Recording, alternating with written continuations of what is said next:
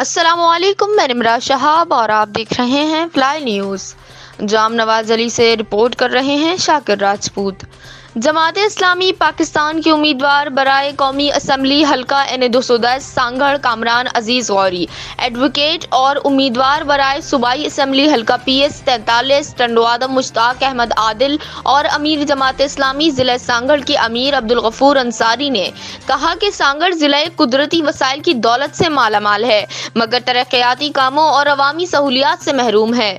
جماعت اسلامی بغیر وسائل کے خدمت کا جو جذبہ رکھتے ہیں وہ جاری رکھیں گے، کسی کے حق میں دستبردار نہیں ہوں گے۔ ان خیالات کا اظہار انہوں نے غوری ہاؤس ٹنڈوادم پر پریس کانفرنس کرتے ہوئے کیا۔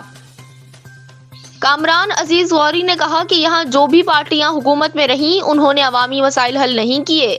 مہنگائی، بے روزگاری، امن امان سمیت تمام مسائل جوں کے توں ہیں۔ کامران عزیز غوری نے مزید کہا کہ ساری زندگی میرے خاندان نے شہریوں کی خدمت کی، ہم الیکشن میں کامیاب ہو کر عوام کی خدمت جاری رکھیں گے۔ یہ شہر مظلوم سے مظلوم تر ہوتا جا رہا ہے مگر کچھ لوگ یہاں قابض ہو کر اس کو تباہ کر رہے ہیں۔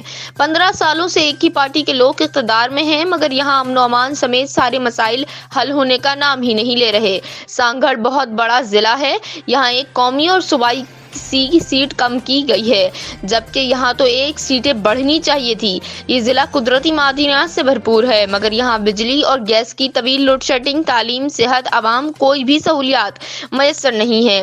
ہم جیت کر عوام کے بنیادی مسائل حل کرنے میں کردار ادا کریں گے۔